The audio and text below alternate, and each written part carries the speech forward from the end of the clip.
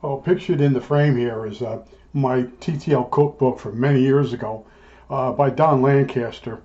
Coincidentally, I am living in Lancaster now, but his name is Lancaster, but I'm actually in Lancaster. That's how they pronounce it.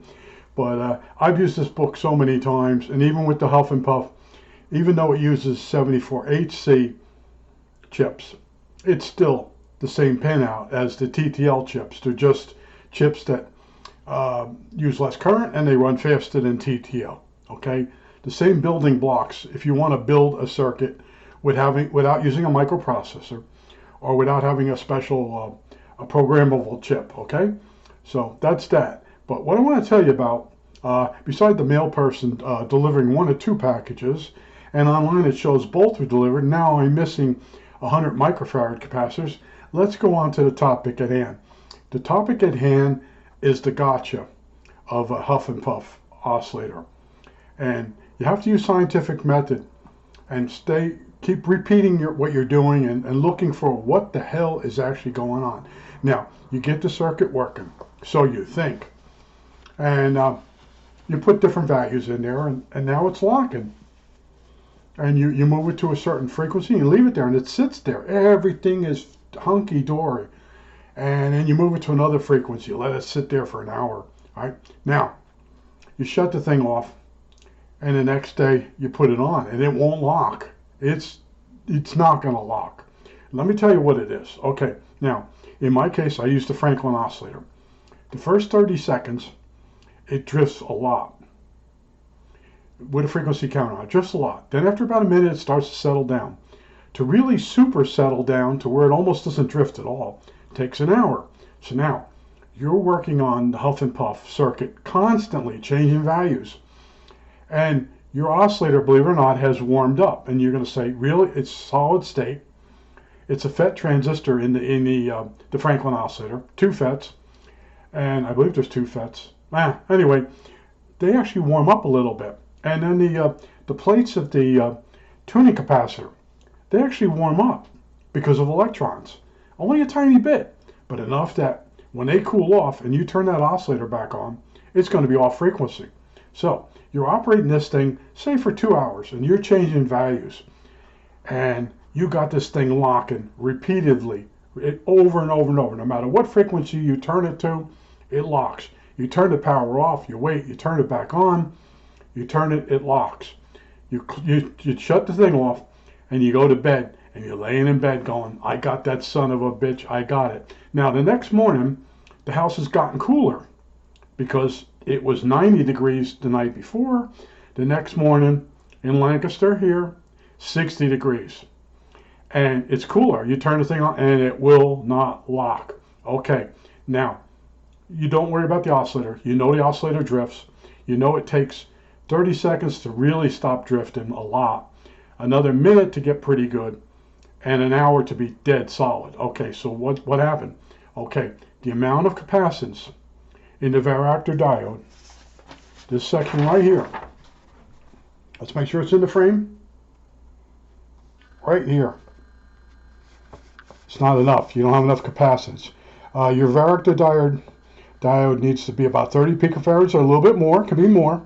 And then your output capacitor that goes over to the tuning cap needs to be increased. Okay, so when you've turned the Huff and Puff on and the oscillator is drifting really bad, the error correction is fine. It comes off correctly, but it doesn't have enough capacitance to work with. So it can't stop the oscillator from oscillating. Now, if you leave that circuit on for, say, 20 minutes, it might start locking. And you're like, what the hell's going on? It wasn't working. It was working. This is what was happening to me because I kept falling for that use an LED for a varactor diode. I have regular varactor diodes from when I was making the sweep detector, the sweep detector, sweep analyzer. Yeah, I had different ones to make. I was making the sweep generator, and I was using different varactors to make it sweep a certain rate, and you have to use a variable capacitor to make the oscillator change frequencies off of a sawtooth. So I have several ones. I have ones that do 300 300 picofarads, which are AM tuning. I have ones that are 5 or 6 picofarads, which are out of a UHF tuners. They used to have varactor diodes in those. So for the low end, you can use be high frequency. You can use the LED, but I'm not using high frequencies.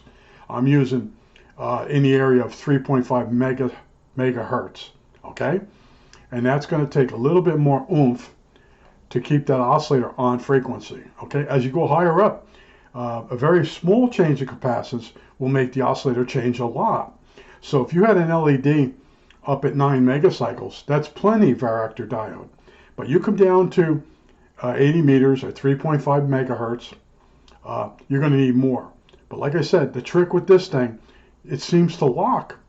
And it's locking repeatedly. It's locking. You go to bed the next morning.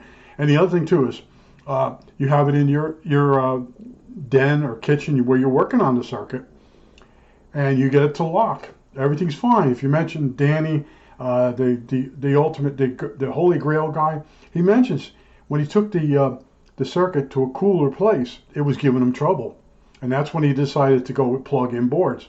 And you really have to have the right ratios of capacitors. The higher frequency you go.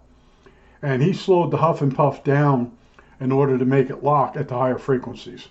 But there's a lot involved with this thing. But I want to tell you, that's one of the biggest gotchas. You can have that circuit wired correctly, it's working, but then it doesn't seem to work. Okay, and that's when you just have to increase. Make sure you're using a real varactor right here. Okay, you can make this varactor go from 5 picofarads to whatever its amount is, just by increasing this capacitor up here. Hopefully it's in the frame. Okay? Whenever you put 2 capacitors in series, say you have a 30 picofarad varactor diode. If you put another 30 in series with it, the maximum would be half the amount, which would be 15, because they're both equal. All right? A 30 and 30 in series, it'd be half the capacitance. So if the varactor is 30, and you put another 30 in series with it, you got a total of 15. But if you put a 50 in series with a 30, basically the 50 starts acting like a short, and you can have up to 30 out. Okay, some people put as much as 100 picofarad off the 30 to make sure they're actually getting the full 30 out of the varactor. Okay, and that's one of the tricks you can do with a tuning capacitor with plates.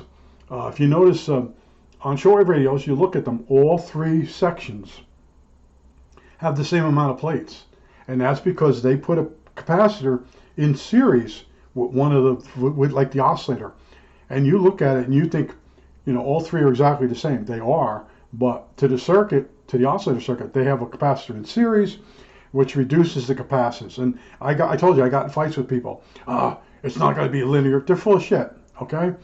Just go look at radio design, what they did. They did that. I found out later on through a Charles Kitchen circuit. I looked at his circuit, and I looked at the actual picture of the radio, and I could see these patter caps, they call them, that were he was using these giant capacitors, and he was saying, this knob is 30 picofarads. Here we go, another noise.